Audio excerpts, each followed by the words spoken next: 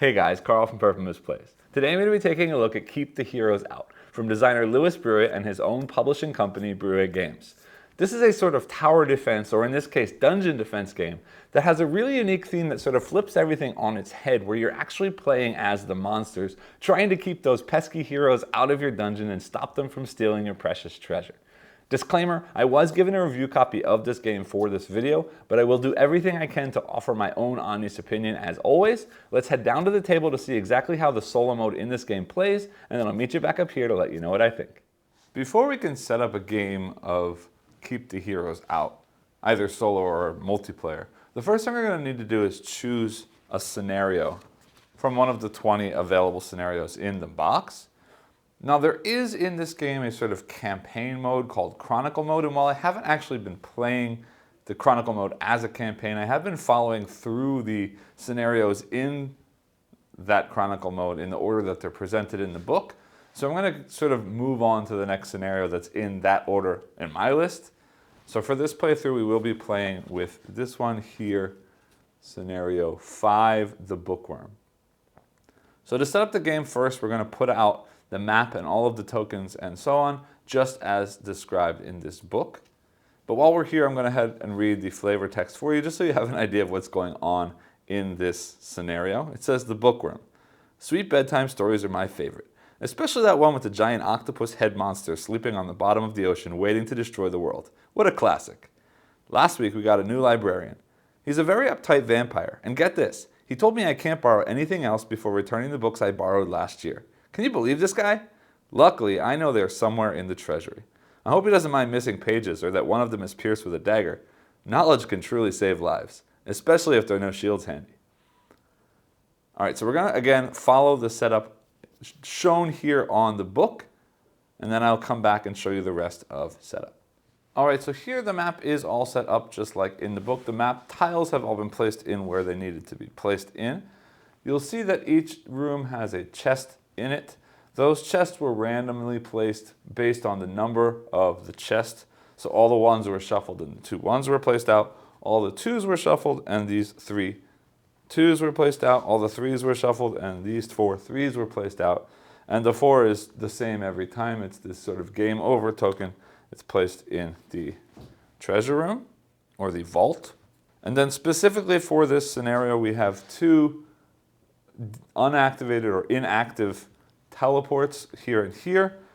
We put these 5 books inside the vault, and then you'll notice here that this activation and this activation have been blocked off, and there's a sort of marker here to mark this library as a special room, and you'll see why that is as soon as I get into scenario setup.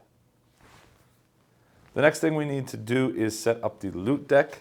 And these are cards that we're going to be able to sort of add to our own personal deck throughout the game.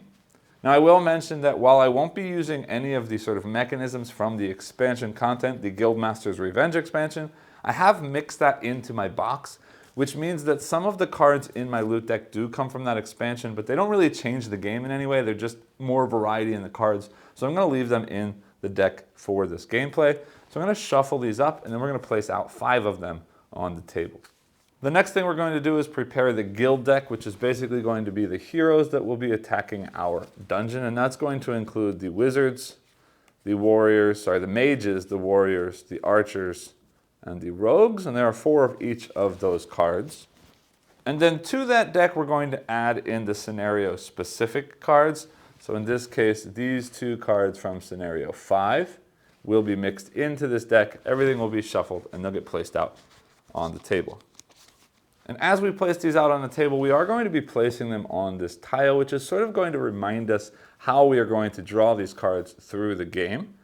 This is double-sided. This will be the first sort of wave of the game, and then we'll flip it over to the red side, which will be the second wave of the game. I'll explain more about how this works as I get into the gameplay, but for right now, understand that we are playing on the 2nd difficulty level, but I'm going to be playing with a tweak for this video because the lowest difficulty setting for this game is called the family difficulty setting, which would make you be drawing 1 card for the first wave every round and 2 cards for the second wave. This should be what's called the challenging difficulty level, which draws 2 and 2 in both waves of the game.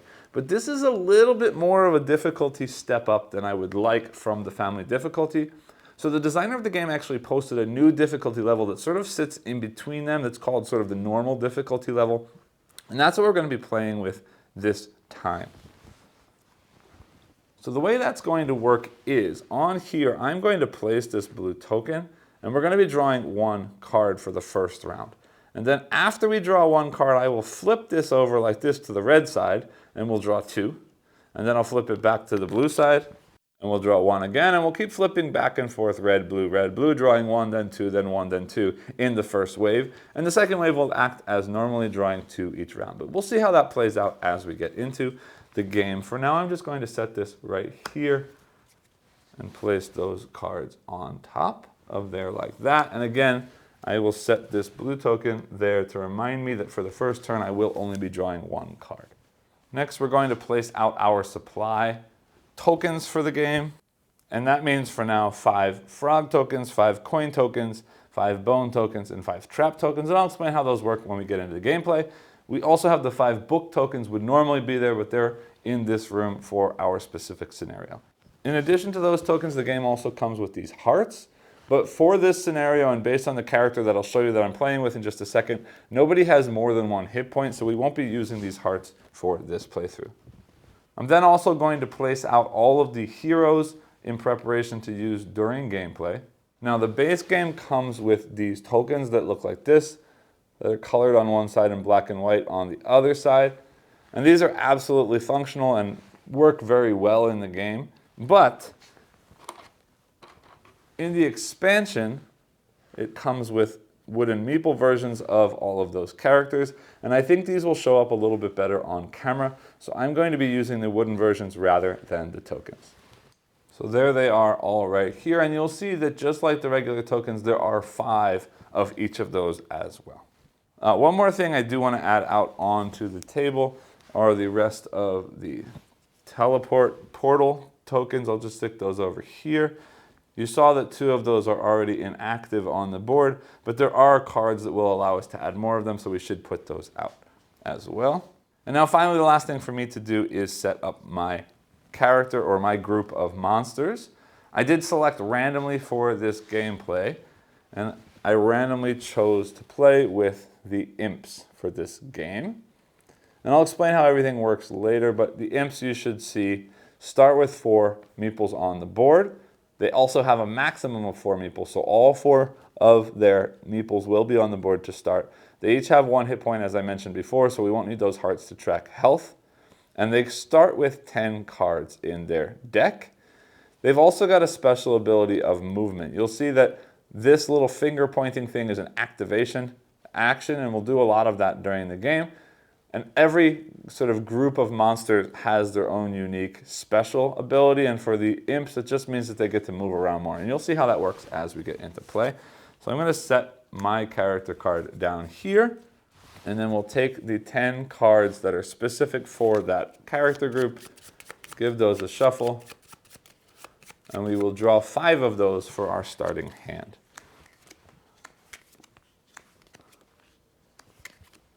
Like this, and I'll set the rest down here, and we'll leave some space over here for my discard pile. And then finally, we do need to seed our meeples on the board. As I showed you on the card before, it says we get to place out 4 meeples, and they need to be placed in rooms with these sort of crossed sword logo on it, which you can see one of them is right here, and one of them is right here. So we're going to be starting in these 2 rooms, and I can put them anywhere I'd like to in those 2 rooms. And I'm going to say that I wouldn't mind having somebody come down here to activate this teleporter so we can get some connections between things. You'll see the connection between this room and this room will be important later, and I'll explain that in just a minute. So I'm going to stick 1 here to get to that room, but otherwise I'm going to place the other 3 here because I want access to these books as quickly and as easily as possible. So Keep the Heroes Out is going to play out basically in 2 major waves, going through this deck of guild cards or hero cards. Once this has been exhausted completely, as I mentioned, we will flip over this tile and we'll go through one more time. If I can make it through the entire second wave of heroes without dying or without triggering some other fail condition, I will have successfully beaten the game. And the way that's going to work is on my turn, I'm going to play as many cards as I'd like to from my hand, triggering the abilities on that card as I play them. At the end of my turn, any cards that I have left over, I can trade in cards to swap out cards here in the marketplace if I'd like to refresh or change the cards here. And I can do that by simply discarding one card to refresh as many of the 5 cards as I'd like to. I'll then discard all the cards that I've played into my discard pile, draw back up to a hand of 5, and then we'll move into the heroes phase where the heroes come into the dungeon. Again, I explained in the first wave that we're going to be alternating between 1 hero and 2 heroes, and the second wave, 2 heroes every round. And then we move on to the next turn. And the way that we're going to, win the game, I've mentioned already, if I can make it through full 2 waves of heroes, we will win. But the way that we're going to lose this game is if the heroes ever make it into the vault and are able to open this treasure chest, we will lose the game. And there are a variety of different ways the heroes are going to come into the dungeon. One of them is through here, and the other is through a special action that's going to trigger every time the librarian card is drawn from this deck. But I will explain how that works when we get into the hero phase. Instead of trying to explain the entire game all at once, I'm going to go through basically every turn of one round, and I'll explain each turn as we do that. So the first step, or the first turn of the round, is that I get to spend my cards to take my actions. So let me explain a little bit about what each of these tiles do and how we interact with the board. So each tile has a unique action that's printed in the top right corner, although it's not the top right corner for all of them because many of them have been rotated. But anywhere you see this finger pointing mark, we can use a finger point or activation action on my card to do what it says.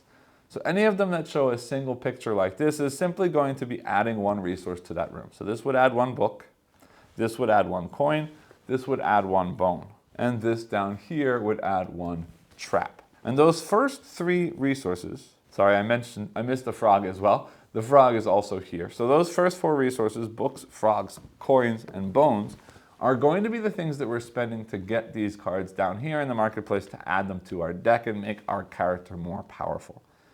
Frogs can be spent here to buy potions, and potions are generally going to make me look at the top 3 cards of my deck and get to keep into my hand anything that has the logo or the icon shown in the second half of that potion card. Coins can be spent here to buy weapons, and weapons are often going to give me ways to defend myself or to attack the enemy, and often give me movement as well. Bones can be spent here to buy pets or familiars, and those are generally going to allow me to draw extra cards and then potentially give me some kind of ability that often helps with attacking the heroes. And finally, right now, this is blocked off in the current game, but we will be able to unlock that in a minute, and that is we can spend books to buy scrolls. And the scrolls are going to be the way that we're able to add more portals to teleport around the map, but will also give me some other kind of very powerful ability as well. So why are we doing the things that we're doing? Well, we want to be beefing up our deck to make our deck stronger to fight off or keep off the heroes. We also want to be building these traps that I haven't mentioned yet. If I build a trap, and I'll just have to come here and activate the trap action, I then have a trap that I can move around the dungeon. Anytime we move from one space to another, each of my meeples can carry 1 of any token with them, except for, of course, the portals, because those are affixed to the room. But they can carry 1 of any token with them, which means that we can spread out 5 traps around the dungeon. And the traps are going to work such that when a hero enters the room, if there's a trap there, the trap will immediately remove the hero from the board, except the first time that the rogue enters into the room, if there is a trap in that first room, the rogue will disarm that trap. That is the special ability of the rogue, and I'll explain the other special abilities as we get into a hero phase. But we should sort of start putting out traps to help protect the dungeon. Our other abilities that you're going to see on cards are these here that will eventually be allowing me to place new meeples back onto the board. Now, remember, I only have 4 and all 4 are on the board right now, so that won't do anything. This is movement, just means I get to move 1 space orthogonally or from open portal to open portal. This is a melee attack, which means I can remove 1 hero in a room with any of my meeples. We don't see it on my cards, but there are some here. This would allow me to draw one more card from my deck. These are a ranged attack. And a ranged attack allows me to attack one space orthogonally adjacent to the space where any of my meeples are currently. But it's worth mentioning that that adjacency and all movement can only happen through open passages. So you'll see right here there's a wall and a wall, so we can never move from here to here unless there are portals in both of those rooms, and likewise we could never shoot a ranged attack through that wall. You'll also see here this sort of magic wand symbol. This will allow me to place a portal in a room that I have a meeple, which means I can start building up networks of teleportation across the dungeon. And this one here, the shield, is going to be later when the heroes come into the dungeon and attack. If I have a shield, I can discard that card to prevent the attack and therefore not lose the meeple from the board. So in this first round, it may not make complete sense why I'm doing what I'm doing because you don't quite understand yet how the heroes work, but I'll explain how that works on their first turn. But before I do that, there is one more special tile up here, and that is sort of the jail cell. If I'm in that room, I can spend one activation, and I can only do this once per round, to draw one card from the hero deck and effectively place that hero in jail. And by doing so, I can then draw 3 more cards from my deck, which gives me a larger hand, which allows me to do more things in a specific round. And any hero that's placed in jail is basically trapped there unless they're activated in some way, except for the mage. The mage will automatically activate itself and or activate any other heroes in the jail when the mage is placed into jail. So we need to be extra careful when we're drawing, because if we have somebody in jail and we draw a mage, then those will all instantly activate and they'll attack me at that time. But otherwise, that's a good way to sort of put away heroes that won't be attacking us and also allow me to draw more cards into my hand. Also, I mentioned in here there are 2 scenario cards, the librarian cards. If we draw a scenario card when we have a jail activation, that scenario card will simply be discarded and won't have any effect on our game.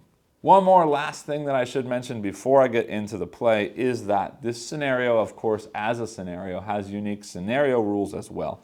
And those librarian cards, when they come out, will trigger an effect that the librarian is going to discard any books that are in the library.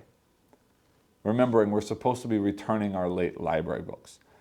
If there's a book in there, the librarian will simply discard the books. But if there are no books in the library when the librarian activates, they are going to instead activate 2 more hero cards, which means that if we've angered the librarian by not returning any books here, that more people are going to attack, which could be very, very deadly to us. So we need to try and make sure there's at least 1 book in here at all times when drawing cards, if possible, so we don't get ourselves in trouble with that. But again, eventually we will be able to just make books in this room. But in order to remove these 2 X blocked off tokens, we're going to have to remove all 5 books from this vault. It doesn't matter where they go, but as soon as this room contains no more books, both of those X's will go away and things will get slightly more easy for us. The good news is my imps have lots of movement, so that shouldn't be that big a deal for us. I'm kind of lucky that I randomly selected. You may not believe me, but I did honestly randomly select these characters for the game, but it should be a good match for this scenario. So let's go ahead and get into play. We've got 1, 2, 3, 4 movement naturally if necessary. And I sort of want to start working towards getting books here, getting cards added to my hand. I wouldn't mind this teleport, but I can't buy a scroll until we've gotten all the books out of the vault. This guy here that gets me a card and 2 ranged attacks could be very nice to have in my deck because these guys move around very well, and if they've got ranged attacks, they can start taking stuff out pretty easily. So we're going to... Yes, I need a bone to get that one. So I'm gonna play this move, activate, activate, remembering that they have a special ability of move as an activation as well. So I'm gonna move for my move, then I'm gonna spend an activate to move here, and I'm gonna spend the next activate to, hold on a minute. 1, 2, 3. 1, 2, 3. I need a 4th to get there. 1, 2, 3, 4 could do that. Yeah, all right. I don't know if this is a good idea. It might be a good idea to activate this instead to get more cards. Yeah, you know what? Let's do that. So we're using this move, activate, activate to move. Use the first activation as move, and I'm going to activate the jail, flipping over the first hero card, which is an archer. Again, the archer does not activate because I've placed them in jail, but they are still there. But that means I can attack them with later cards, possibly. But what that also means is I get to draw 3 more cards, which is great, because now I got a lot more movement and a lot more activation possibilities. Means I'm going to spend one of these cards for movement and attack. Now, when you play a card, you can play them in any order. So I'm going to actually attack and move. I'll attack that archer, and I will move 1 there. And there's nobody else to attack, but there's no reason to hold on to attack cards at the moment. So I'm going to spend these 3 move and attack cards simply for 3 movement, taking a book with me and going 1, 2, 3 to have a book in that room just in case the librarian comes out. And then I am, of course, going to move this move, activate, activate, move, activate to move, and activate to place the bone that I was originally hoping to do before. That is that card there. Now, if I wanted to, I can activate, activate to move here and get that pet. Or I'm going to do this instead. I'm going to spend this one for its trap ability, and I will place a trap out here in the library because this room is going to be pretty special to me for this playthrough. And then just so that we can get this teleport network started, I'm going to spend this activate to move this one here at the end of my turn. Means my turn is done. I can't swap anything here because I don't have any cards left to spend to do that. So we will move into the hero phase. Again, because this is blue, I'm only drawing 1, so I will be drawing 1 card. And we got warriors. This is actually not a great thing, and you'll see why in just a second. But we are safe for now. This warrior is going to be placed in the hat rooms, 1 in each. So we will place here with this guy, and I'll stand them up until they're activated. And the other hat room is right next door here. And now I'm going to walk you through what happens on the hero phase. First, we're going to spawn heroes just like we did. And then we're going to trigger the special ability of each of the heroes that were placed. Now, each of the 4 heroes has a unique ability. The archer will instantly attack one of my monsters that is 1 space away from the archer in the direction of the vault. The wizard or the mage does nothing when we draw them as the hero phase. Their ability is simply that they activate people in the jail cell when placed in jail. The warrior is actually going to remove 1 object from the board, meaning object meaning one of our resource tokens. And there is a special rule for this scenario that the warriors can never remove books from the dungeon. But it does not say that they can't remove books from here. So unfortunately, the hero special ability does trigger before my traps have any effect. So that warrior is going to remove that book from the board, which is not great for me because I do need that book there for potentially when the librarian comes. But now we will have 1 more turn before that's going to happen.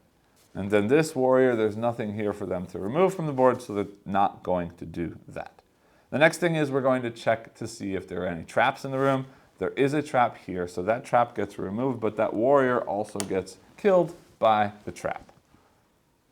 And then after that, the characters or all of the currently active heroes will activate for their turn for that round. And the first thing they're going to do is check to see if there are any of my monsters in the room. If there are, they will attack the monster, and that will be their activation, laying them down. If there are no monsters in the room, as is the case right now, they're going to check the treasure. And if there are a number of active heroes in the room equal to or greater than the treasure the number of heroes equal to that number will lay down, being activated, and that treasure will get flipped and removed from the game. But in this case, when there are not enough active heroes to match that number, that hero is simply going to lay down and wait for another hero to come so the two of them can then open that chest. And if there was no monster and there was no chest, that hero will move into the next room closer to the vault. And when they move into the next room, they will reactivate any inactive heroes that are in the room that they've moved into. And it's worth mentioning, because I did just forget to do this, that after the trap is checked and before activating their turn, if there was any other inactive hero in the room where they initially spawned, they would also awaken all of those heroes. And all of the active heroes will one by one take their turn. So we will need to sort of decide which order to activate that's best for us to sort of prevent us from getting hurt. Now, it is worth mentioning also that the special ability of that hero only activates when they're initially spawned. So even if they're reactivated later, that will not be re-triggered at any point. The other ability is the Rogue, and I mentioned it a little bit earlier. The Rogue is simply going to remove one trap from the room as their special ability, so we will need 2 traps in a room to get a Rogue on their very first spawn. I hope that's clear. If not, it should become more clear as we get into future hero activations, but for right now, this guy's going to lay down because that requires 2 heroes and there's only one of them. And now I'm going to flip this torch so that the next round, I remember I will be spawning 2 of them instead of just 1.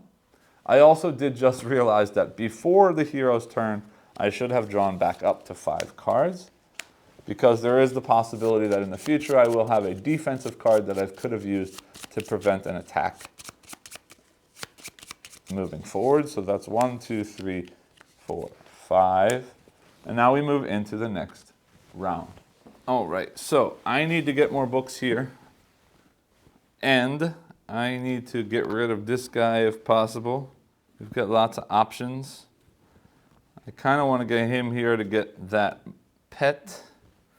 I wouldn't mind triggering this because I'm not really worried about anything from that.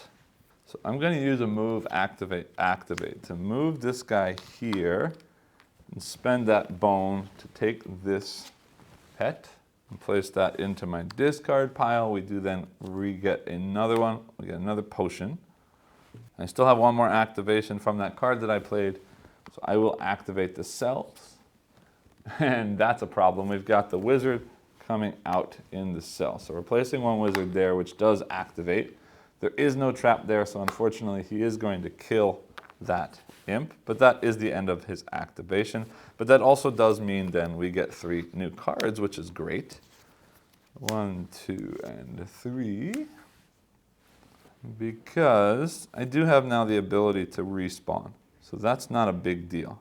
But it does mean that we only will be able to kill 1 of the heroes, but that's okay. So we are going to respawn him there. And then I'm going to do a move, activate. Move here. Activate to move once, activate again to flip that over. Then we're going to do a move and attack. Move here and get rid of that warrior. I'm leaving him here because nobody gets placed in the cells naturally, only gets placed there if I use that action. So that's a safe bet. Then I've got another move, activate. And I've got 3 trap abilities. You know what? Let's do this. We are in a very interesting situation in that, remember, there are 4 of each of these cards, and each of those cards comes out at a different location, which is going to be the hats, these bones, the crossed swords, and the eyeballs. And right now the 3 cards we have all came out at hats. So these are not very likely to hit. They're only going to hit 1 more time with the rogue. And the rogue is going to remove traps. So right now placing traps in those rooms is not really all that important, because they're simply going to get removed before anything else happens. But I might as well use 1 trap here in this bone room over there. I will use a move, activate, to move him here, which gets me a book there, activating this teleport. So now these 2 rooms are connected. And it seems silly, but I'm going to use that to move him back one more. Use one more activation to move him back one more. And then I'm going to use this last one here to place a trap in that room right there. So both of the bones are trapped. That's the end of my turn. We draw back up to 5 cards. Which means this gets shuffled again. 3, 4, 5. And we are on a red zone, so we are drawing 2. We've got our second archer. So we're placing 2 archers in the sword rooms, which is here and here. And we're lucky because when placed, they're going to shoot one room away, but they're going to shoot one room away towards this loot, or towards this vault. So this imp right here is safe. So neither one of them is going to shoot anything. There are no traps in those rooms. This requires 2, so they're waiting. This requires 3, so they're waiting. We spawn one more hero, which is our first rogue. And they are coming out in the sword rooms as well, which means first they're placed removing traps. There are no traps to remove. They reactivate those archers. In this room, they will activate this chest because it's at level 2, and I'll explain that in just a minute. In this room, they need 3. There's only 2 of them, so they're simply going to wait there. Now, this treasure that they just opened is a cell icon. So we are going to flip over one more card. This rogue will now be placed in the cell like that. So we've got some cleanup to do this round. I would really love to be able to get some long-range weapons, but the only thing I see right now is this scroll, and that's still locked until I get these books out of here. So I need to get those books out of there. I do have some attack ability here, though. So let's see what we can do. Just 2, though, which is not great. All right, then, for now, I'm going to move some books around. Let's go here so we can get rid of some stuff. I want to move, activate. Hold on. Not really. Move, activate. There's no more activate to happen right now. No, I'm going to do this. I'm going to spend one of these activations for a movement to move him there. I'm going to move an attack. So this guy's going here with a book just to get these books out of that room. And then they're attacking the mage. And then there's still a chance that a mage comes out here, but there's a bunch of other stuff here that I do want to start getting rid of because all of these are super close to this and I don't want to die. So I'm going to leave that there and cross my fingers. I'm using a move, activate. Let's set that aside for a minute so we remember we're doing that. Move here, activate the cell. Great, it's not a wizard, it is a warrior. We're placing one warrior in the cell. We draw 3 more cards. Ooh, yay. 1, 2, 3. There's my ranged attack that I needed so badly. I still have 1 activation left. And with that activation, I'm actually coming out of the cell for a minute. Because I'm going to play this familiar to draw 1 card and attack 2 ranged people. So this guy's attacking range, and this guy's attacking range, clearing out that room. And then I will play this attack and move, getting rid of this rogue, and actually moving here to get that book out of there. Because I would like to get this scroll, and if we can get this last book out, these get activated, which would be nice to have. And yeah, let's do it. All right, we're going to do attack and move again. Attacking here, and I'm actually moving back again to get that last book. I am going to place a trap. The rogue in the swords is already gone. Let's trap here.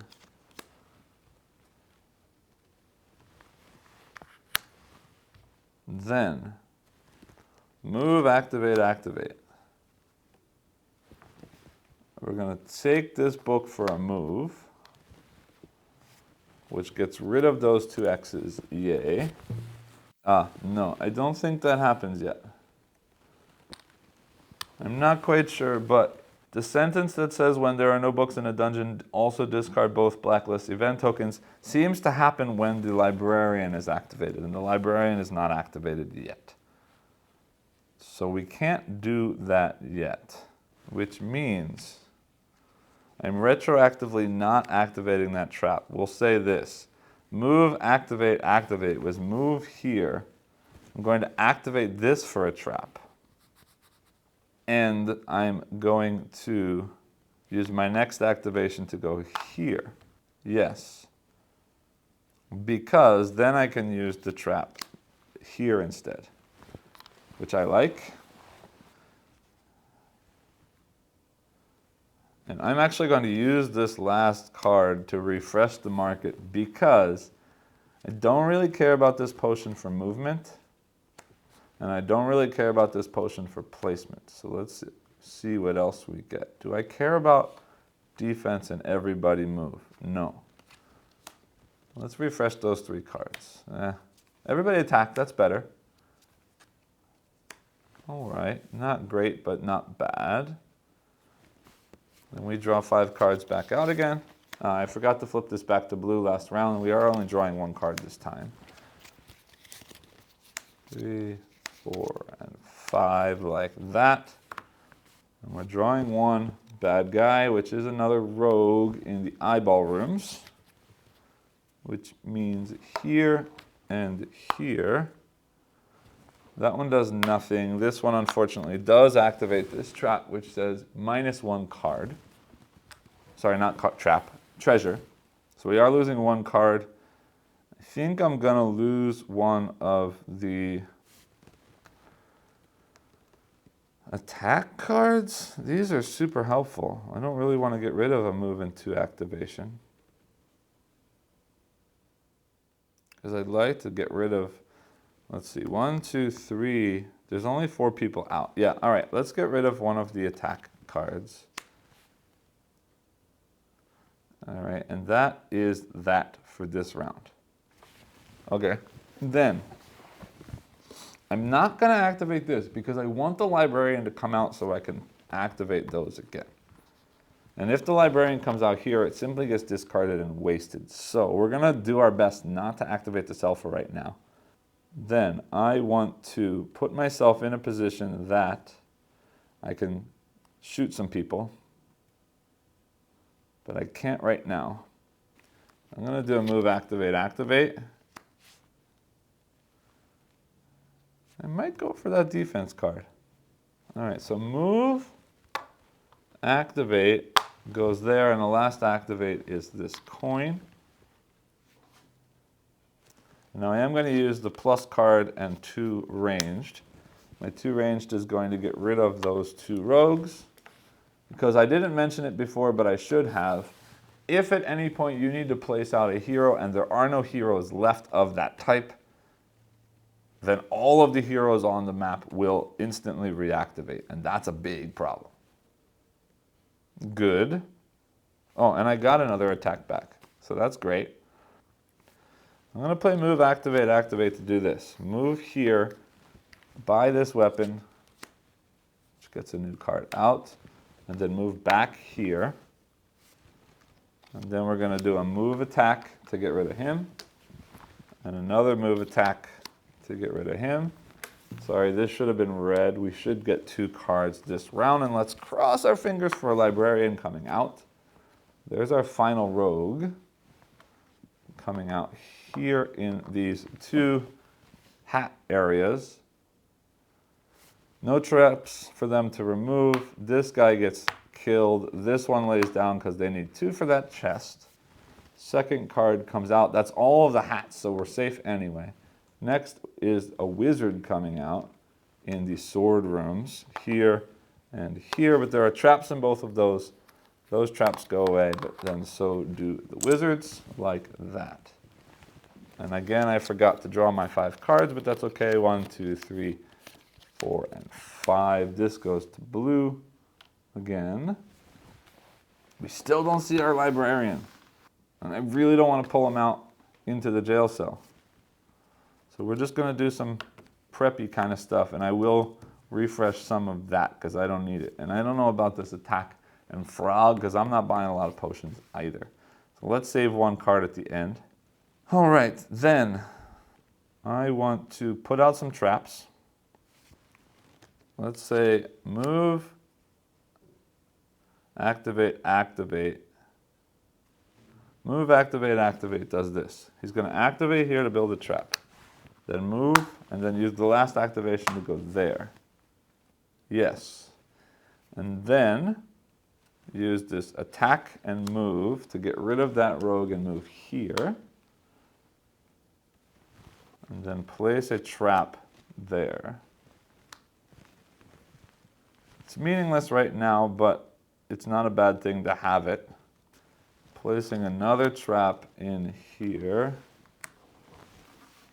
That's all 5 traps, so there's no more traps to place out. All I've got left is a move or activate. I'd rather not hang out here because if somebody else spawns, nobody else is spawning in witches anyway. Then, oh no, that's right. I don't want to use that because I want to use that to refresh the market. I don't need that. I don't need that. And I don't really need that either. Let's see what else we get. 3 activation. Ooh, I like that move with a card, although we do have a lot of move already. So these extra move, move, move, or activate, activate, activate is not necessarily a great thing, but it's not horrible. And I would like to be able to build a few more teleporters. But we stop there. Shuffle up. Come on, librarian. After this, I don't care about them anymore, but right now we definitely care. 1, 2, 3, 4, and 5 like that. We do have a defense now. And it's not a librarian, it's just a warrior coming out in the bone rooms. Here and here. Which means one of these books goes away. Sorry, that's actually a mistake. The warriors take out 2, so 2 of those books go away. That's okay, because when a librarian comes, we have a book for it, and this will reactivate so we can just buy books or build books there. There's no resources here to remove, and then those 2 traps take out those 2 warriors like that. This flips to red to remind me there's 2 coming next time. Again, I don't want to put a librarian in jail, so we're going to wait. I've got 5 cards. Move and attack right now is not majorly important, but sure. It doesn't really matter. There's nobody to take care of. Attack and move. So attack and move there. I'm actually going to hold on to those 2 cards. All right, then, do I have cards that I want to buy? I can't buy any scrolls yet. And this guy is not super useful. You know what? Let's say we didn't go there. Let's say we went here instead. Because then I will do move, activate. Activate means move, move, and I can build another trap there.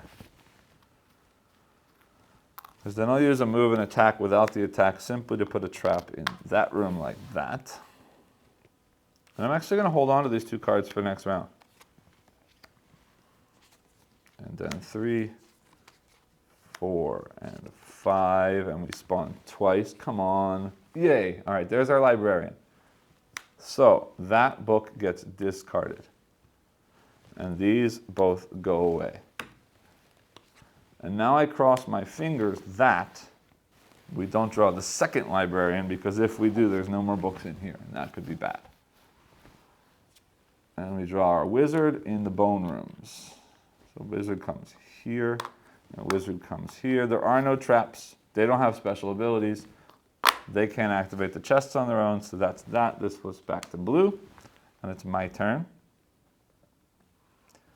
So in this case, I absolutely activate that to get a thing. Hold on.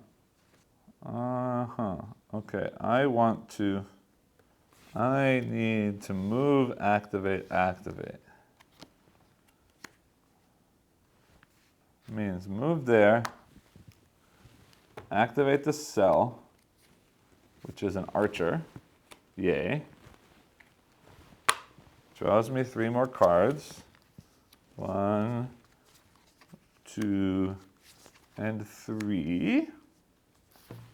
I get 1 more activate left from that card.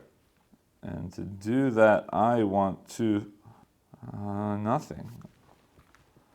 A coin or a bone. Let's get a bone just because.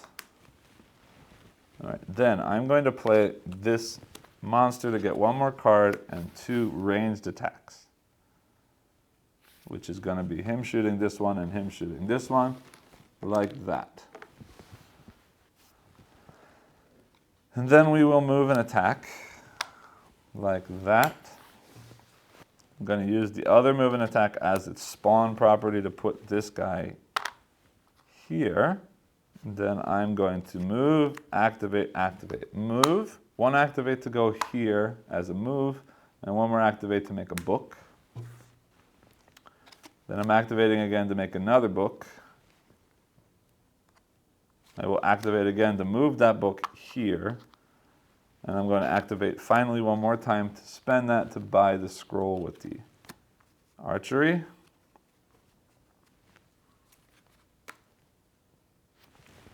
And that's that. I'm going to keep the defense. Shuffle up. Place out 4 more cards. 1, 2, 3, 4 like that. We spawn 1, which is the final warrior in the 2 eyeball rooms.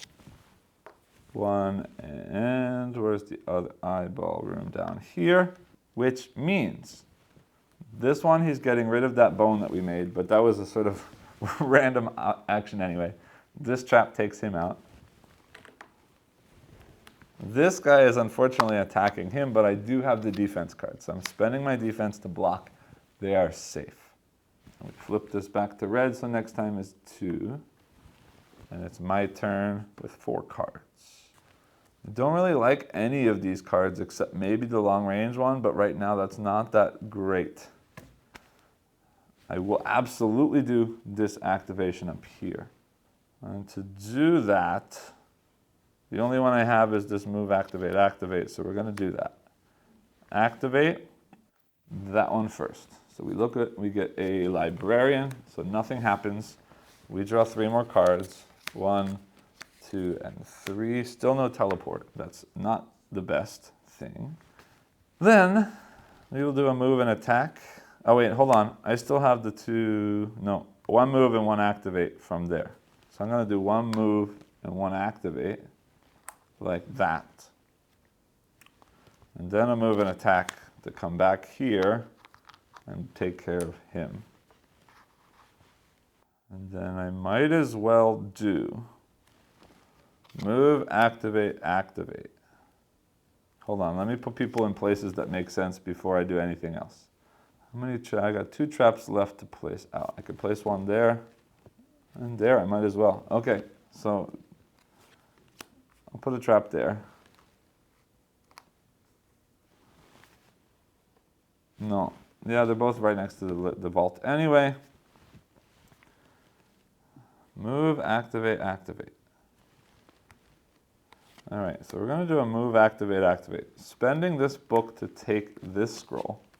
I don't love it, but it's not horrible. So I got to move and an activate left. Move and an activate with a trap.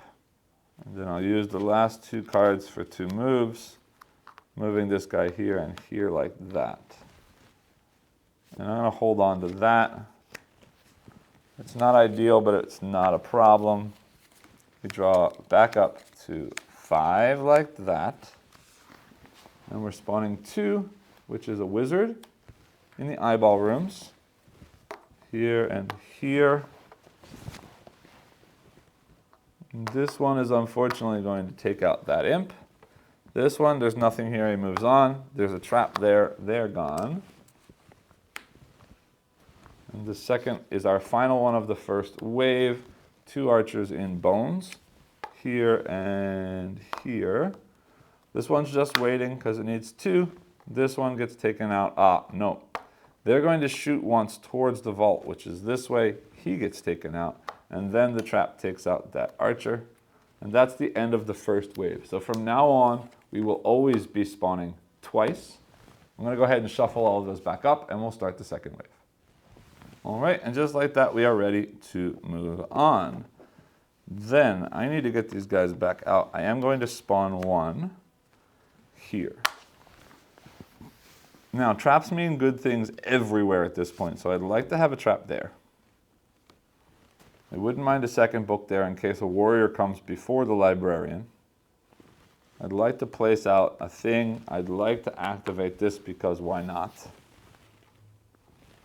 Then we're going to move, activate, activate. So first I'm activating there is a wizard, which is a problem because he does activate and he does take out this guy, but I get 3 more cards for doing so. 1. And now this is when I wish that I had taken that spawn card instead. 2 and 3. Well, we can spawn one more. Right there. Then, that was the move, activate, activate.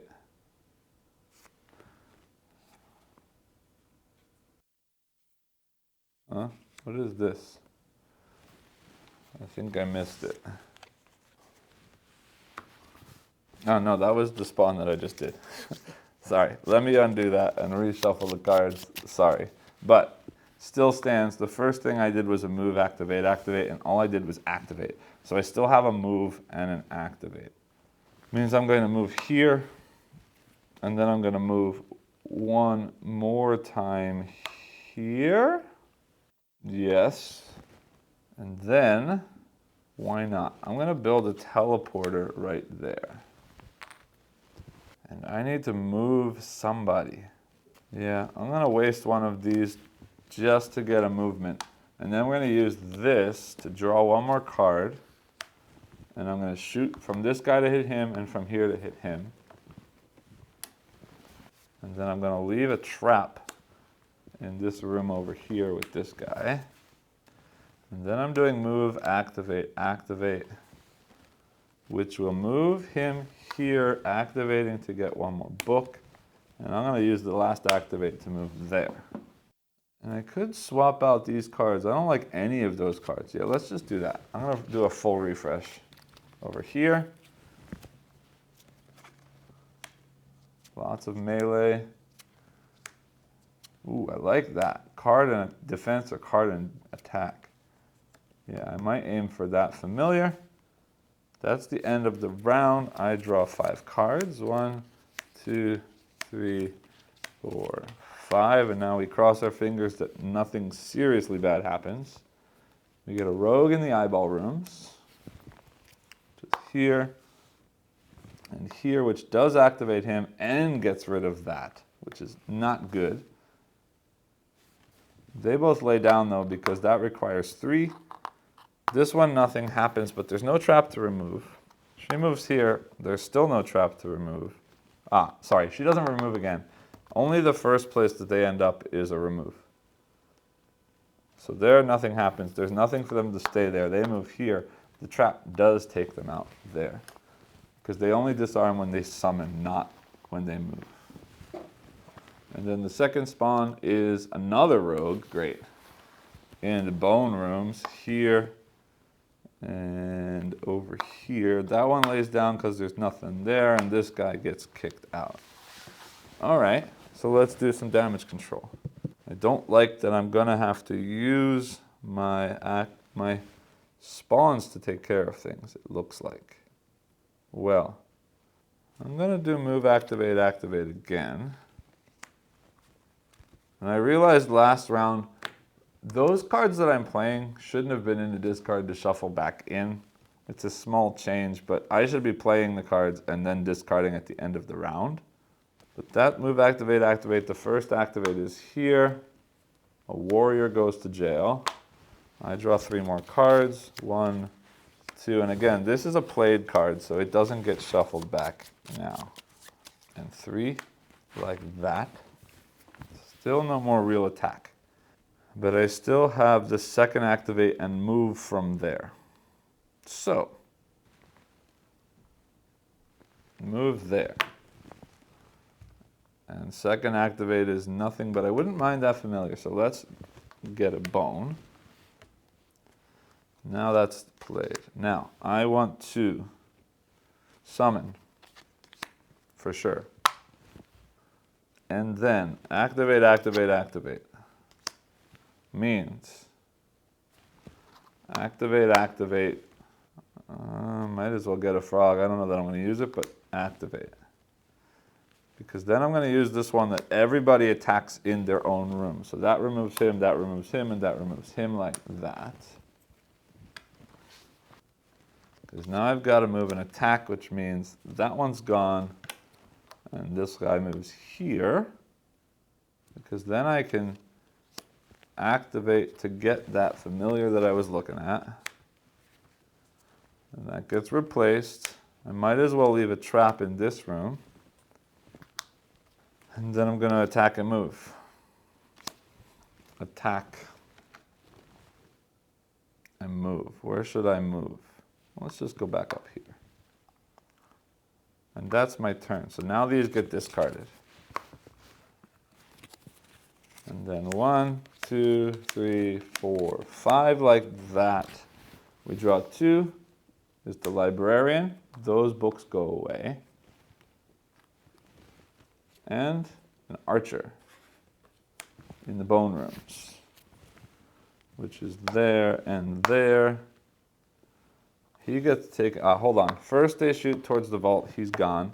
And then the trap takes them out. He shoots towards the vault, nothing.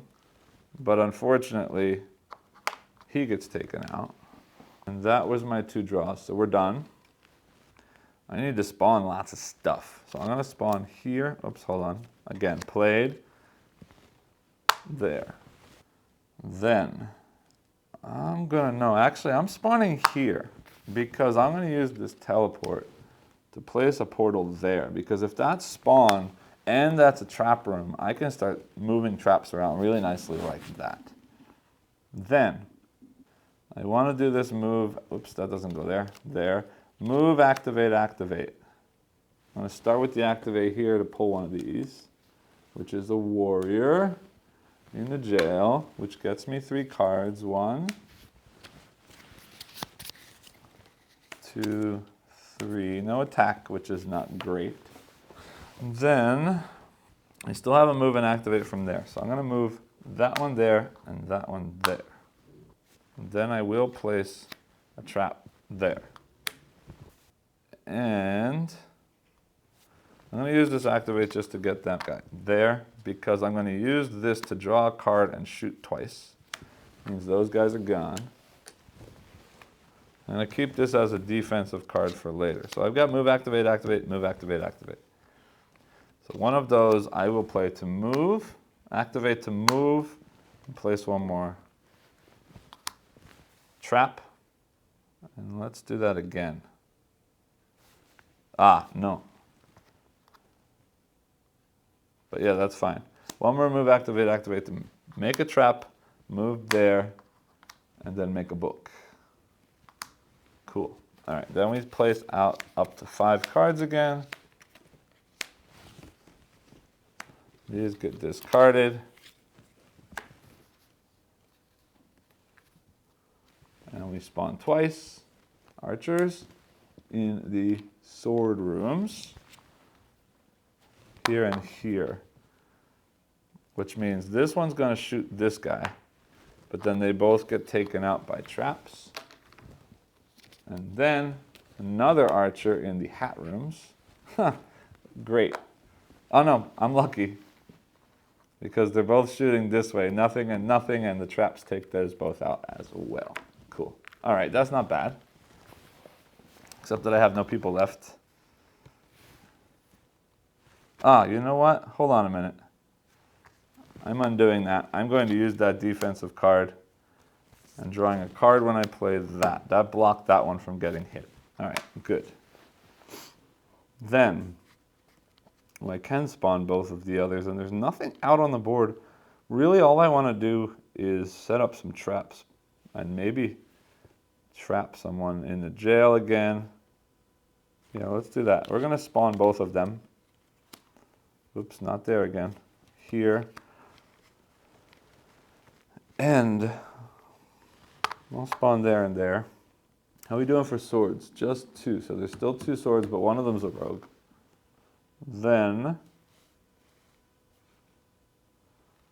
yes, I'm going to place a trap there. I'm going to spend a triple activate to go 1 in here, 1 to activate this, which is a 3rd warrior. There's a sword, so that trap is useless now.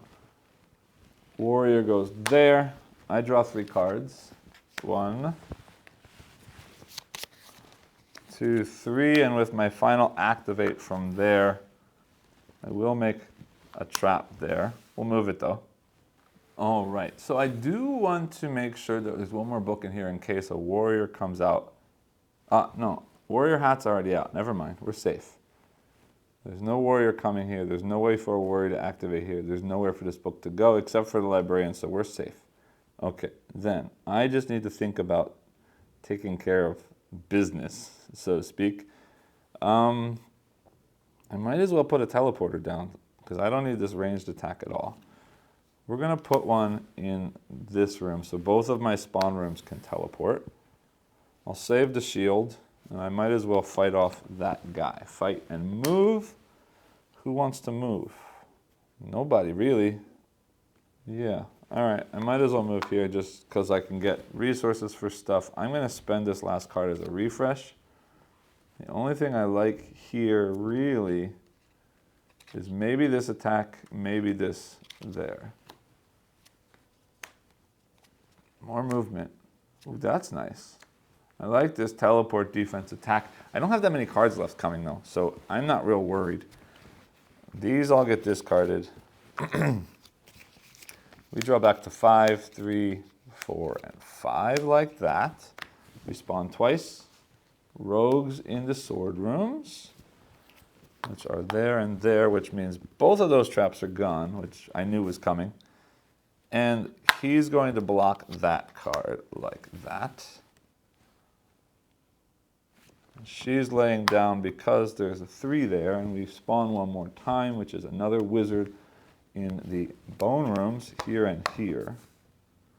He's laying down because it's 2, he's laying down because it's 3, and that is that. Perfect. Then, I don't care if the cell gets hit with anything, so I'm going to use this move, activate, activate, starting with an activate to put, ooh, great, librarian, nothing happens. In that case, I'm using the 2nd activation to go there and the 3rd activation to go there. I might as well bring this book along with me. It doesn't need to be there. And then I can use this card to draw a card and do 2 ranged attack, taking out those 2, like that. Then what's left? The sword rooms have all been done. The bone rooms have all been done. We've got hat and eyeball here. We've got a hat for the rogue, which I don't want to aim for the rogue. And we've got a hat. We've got hat for those 3 and eyeball here. Means I'd like to put traps in the hat rooms and the eyeball rooms, if possible. Eyeball is here and here. All right, I can't take care of those rogues because I don't have any attack. And I just realized I don't know if I drew the 3 cards for the cell. If I didn't, I'll leave a comment on the screen and say, whoops, because I'm not going to do it again and take an unfair advantage if I did and don't remember it. I don't think so, but that's okay. Then we're going to trap that room as an eyeball. And I'm going to do move, activate, activate to go move, activate, activate. And I will trap this one at the end. Yes, and that's the end of my round. Again, looking at this, 1, 2, 3, 4, 5, 6. I drew 1 from there. Yeah, I definitely didn't draw the 3 from there. Okay, so then 1, 2, 3. like that. I might as well. Yeah, it's silly, but I'm going to use this move, activate, just to put him there. And then not activate anything else. Well, I might as well put a book and a coin. And then I'm going to use the shoot to get rid of those two. And we'll save that, and that's the end of my round. I put out 5 cards. 1, 2, 3, 4, and 5. Spawning twice. Wizards in the eyeball rooms. Here and here. This one goes bye-bye because of the trap. This one is unfortunately taking out that imp, but that's great because it locks him in there. And then we've got, oh, I made a mistake. His hat is right there. Eyeball, which is not great. Whoops. Because he's going to spawn there, and he's going to spawn here, which wakes up this guy. But he'll lay down because that's a 3. He goes there, and nothing. He goes there, and he'll lay down because that's a 3, but not yet. Well, yes, he lays down because that's a 3. He comes here as nothing. He comes here, wakes him up, and they both lay down because that's a 3. So that's okay. And we've got 3 cards left to come out, which is going to be the eyeball for the archer and the hat for the 2 of them. So traps and eyeballs would not be a bad thing, and I'd like to put somebody in the jail. Yeah, that's fine. I could have used that card to prevent him, but that's fine. Yeah, we'll just leave it as is because I don't want to backtrack. Okay, then I do have a spawn. I will spawn them there. And then I'll use this to take a card and attack. So it doesn't matter. I'll get rid of the warrior. No, warrior's not spawning again. I'll get rid of that guy. Then let's go.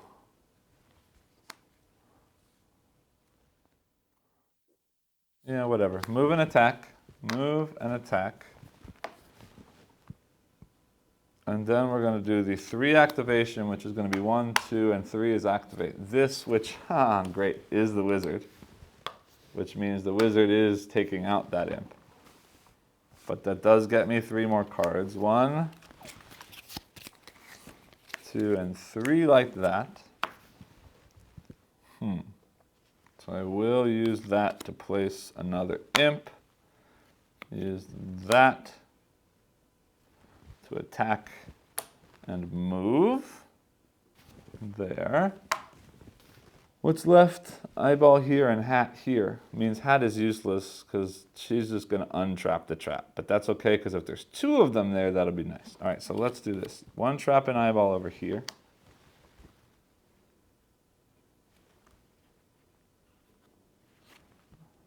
One trap in this room as a double. And then this is move, activate. Activate means move, activate for a trap, and then move again to put the trap in the eyeball room. We are done for that turn.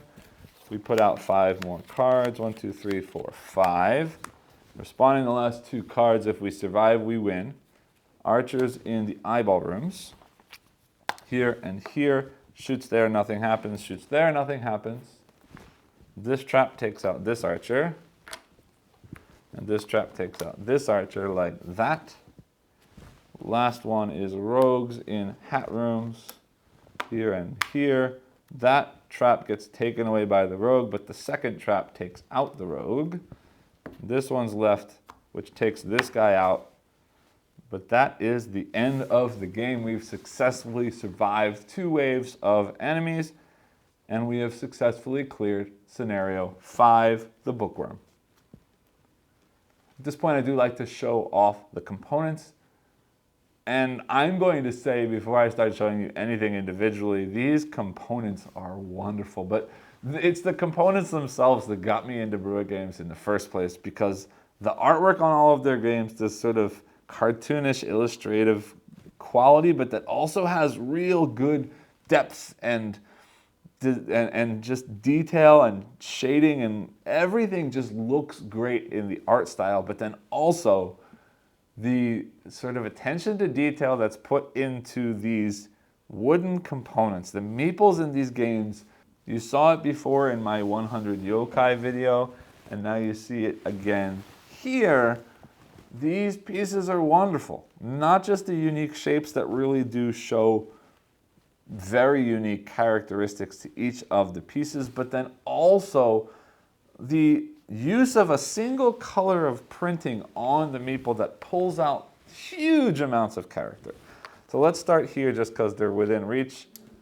These are the 4 hero types that you've seen throughout the gameplay, and they're all super cute. They're all super unique. They're all very super identifiable as what they are supposed to be. Wonderful, wonderful job. Now let me go and get the rest of the different monsters. You've seen the imps, but there are 9 different types of monster in this base box. And here are the 8 different monsters that I didn't play with this time. There are skeletons, there are ghosts or poltergeists, there's the dragon, there are the gnolls, there's the slimes, the ratkin, the lizard folk, and these witches. And again, plus let's throw in here, there's not a whole lot of space for it, but the imps that I just played with, just wow. The uniqueness of the shapes, the uniqueness again of the usage of just a single color of printing on these pieces that just makes the characters pop, shine. It looks amazing. Each of these rooms, I'm not going to put them all up on the screen, but each of these rooms, the illustrations on these are super cartoony and super sort of poppy colors, but also really, really detailed and very, very nice illustrations. I'm a huge fan of all of the sort of graphic design and art and componentry quality in these games. The cards have a nice bit of linen finish, not super heavily textured, but they're nice cards. They may be a little bit floppier than a normal card as far as the thickness of the card, but they're very nice cards. All of the iconography here is very, very nicely done. These room tiles are very, very thick. I don't see any warping whatsoever when I'm playing. Again, all of the tokens, same sort of heavy-duty thickness. While I am showing you things, there are 2 other rooms that don't get played with in many of the early scenarios, but do pop up in later scenarios. And this is going to allow you to spend money to put treasures back into the dungeon. And this one is actually cool because it uses a sell action to then allow you to draw monster cards from a secondary monster that you're not actually using in the game, which is cool because it adds some new sort of mechanical twist to the game because you get to use powers from other creatures or other monsters that you're not playing with, but also gives you another sell action, which is really, really cool. Actually, just for clarification, this one's not just adding treasure, but adding whole new rooms. This is the building room. So basically, at the start of a scenario that includes this, you're going to shuffle some leftover rooms, and then you're going to spend a number of coins equal to the treasure value that would be in the room that you're adding to your dungeon. So you're actually expanding the dungeon through the game, which is really cool. I haven't actually used this in any of the scenarios that I've played through yet. I've only played through about half of the scenarios so far. But the ability to throw in some extra abilities in rooms is actually a really, really cool thing to have as well. So that's basically it for the components, basically it for all of the things that I can show you right here. Meet me back up top and I'll let you know what I think about the game itself. Hey there, me again. I just realized the other thing I do like to show you during the components overview is simply the insert for the box. In this case, the game does come with a bit of an insert that's pretty nice in here. The cards all fit into these 3 different slots. All of these wooden hero meeples fit down here in this sort of recessed area in the box. And then all of the room tiles fit nicely right on top of there. And then basically I've got all of these guys in a bag that I can just throw in there like that. And all of the other little components fit in baggies inside all of there. It's not like the most personalized insert for a game, but it holds all of the components very, very well. And I'm very happy with the insert for this game. So now I am actually done. Meet me back up top and I'll let you know what I think about the game. Welcome back. I hope you enjoyed the playthrough. Now, before I get into what I think about this game or how I feel about this game, I just want to shout out one more time. I know I just said this when I was talking about the components, but the artwork and moreover, connecting this back into the mechanisms, the theme of this game really, really, really shines. And this is now the second time that I've sort of been pulled into the world of Brueh games because of the way that the game looks and because of the sort of theming and the thematic story and so on of the game that's being presented here. First with the Night Parade of 100 Yokai, and now here with Keep the Heroes Out, and now also this is going to be the second game from Brueh Games that I really do enjoy. So let's get into the mechanisms and talk more about how this game works for me and why this game works for me, and also sort of how that theme ties back in, because this concept of being the monsters, fighting off the heroes to protect the loot that the heroes are coming in to steal from you, is a really cool one. But what this ultimately means is this is a sort of tower defense kind of game. But I say that half-heartedly, and what I mean by that is this. Yes, it's a tower defense game in that we are setting up ourselves to sort of put ourselves in the best situation so that the heroes that are flooding into this dungeon can be fought off by us. And there is sort of one main mechanism that does work like a tower defense game, which is the traps, because we are laying down trap tokens that will trigger when the heroes come in and instantly remove those heroes from the board.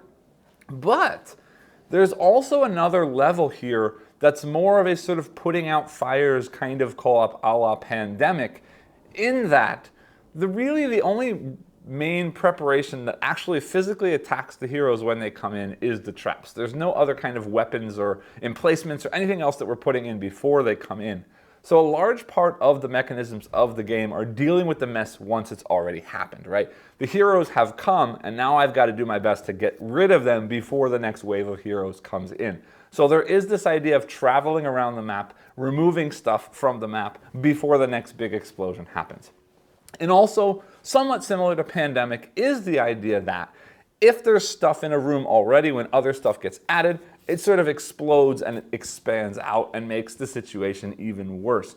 So there is this level of building nasty or building threat that you do have to take care of that isn't necessarily tower defense, because it's not something you're planning for ahead of time. It's something you're reacting to later to take out and get rid of. So this combination of what is a very, not standard, but a normal sort of tower defense game mixed with this sort of putting out fires kind of co-op game together really does make for a cool combination of ideas and mechanisms in this game.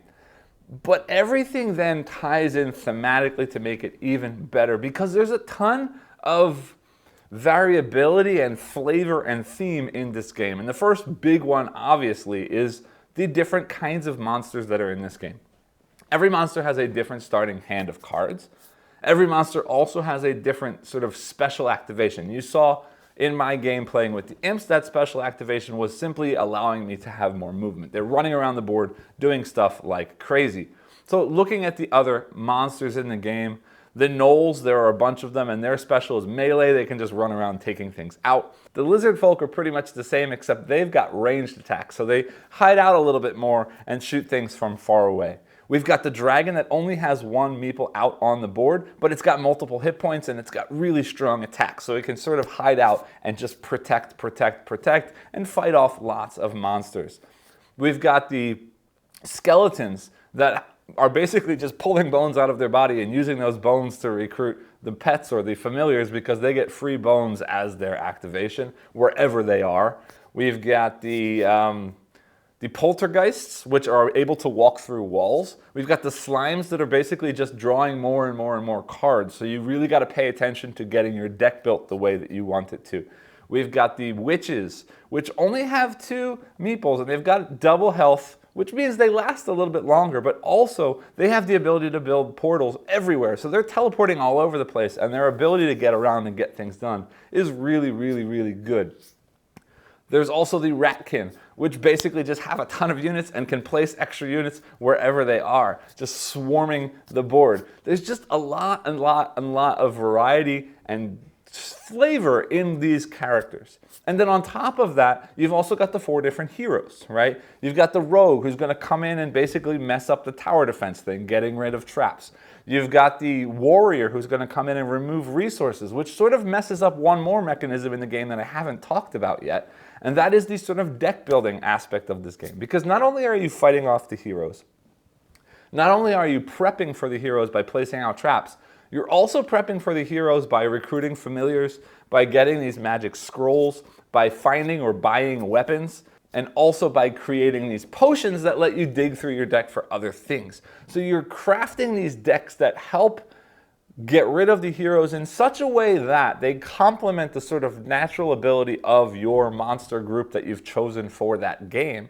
And then the warrior comes in and steals away all the resources that you need to spend to get these cards to add to your deck. So the rogue is messing up the tower defense bit, the warrior is messing up this deck building bit, and then you've got the archer, which basically is not only attacking the thing in the space that it is, but it first comes by shooting somebody closer to the vault where the main loot is. So they're messing up the idea of your meeples on the board being able to be moving around and taking care of the monsters, or sorry, the heroes that are in the dungeon, which means now you've got 3 different heroes that are messing with the 3 different aspects of the game. Again, rogue messing with the tower defense, getting rid of traps, the warrior getting rid of resources and messing with the deck building, and then the archer that's messing with the meeples on the board, removing more of them so you have less there to take care of the threat that's left on the board at the end of the hero phase.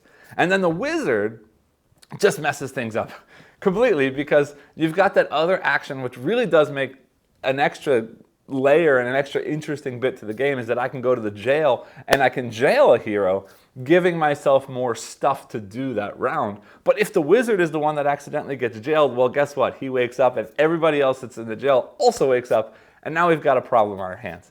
So the 4 different sort of characteristics of these heroes, and then the 9 different monsters that are in this game really do tie together to make every game that you play of this very unique, very interesting, and play out in a very different way.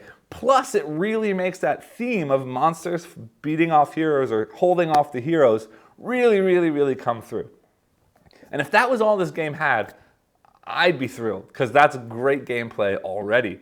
But then there's the scenario book, and this game comes with 20 scenarios in the base box, and I know that there are a couple other holiday themed ones and maybe 1 or 2 other special ones that have been published online for free as a PMP that you can print out and add to the game as well. And each one of these scenarios changes up the layout of the rooms, which is going to matter because it changes the pathways and how we get from place to place on the map. But it also adds in a series of cards to the hero deck that basically change the game in dramatically different ways depending on which game you play. Like the one that you just saw me play right now, I had to get those books to the library so that the librarian wouldn't be angry with me. I had one where I had to deliver wolf pups to a dragon mother. There's so many different thematic stories, basically. There's scenarios that have some meaning. They all start with a blurb that explain why the thing is happening the way that it's happening in the dungeon, and then what you have to do in order to win the game.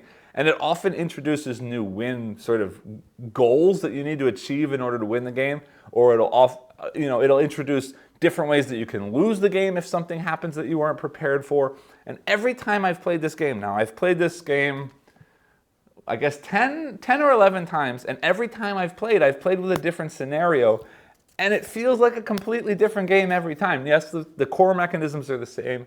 Yes, the idea of how the game plays is the same, so it never feels like I'm learning a new game. But it plays out so much differently based on which monster I'm playing and which scenario I'm playing. And heck, I could play each scenario 9 different times with a different monster, and every time that'll feel different on its own.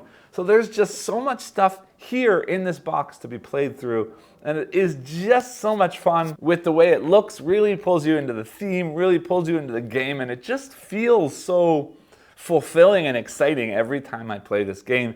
And it's just so much fun to get it back out onto the table.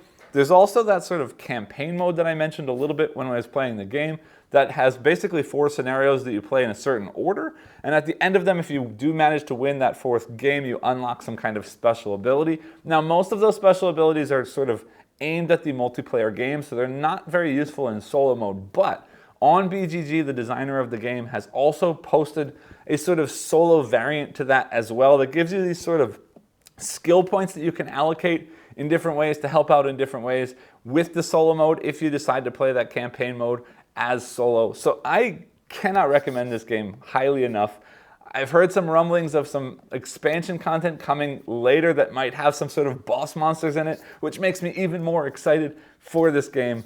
I love this game. I strongly recommend that if you like a tower defense or a sort of putting out fires kind of co-op game, definitely check this one out. As always, if you enjoyed this video, I do ask to please like, subscribe, and click the bell icon below to help me keep this going, and I'll see you all next time. Thanks.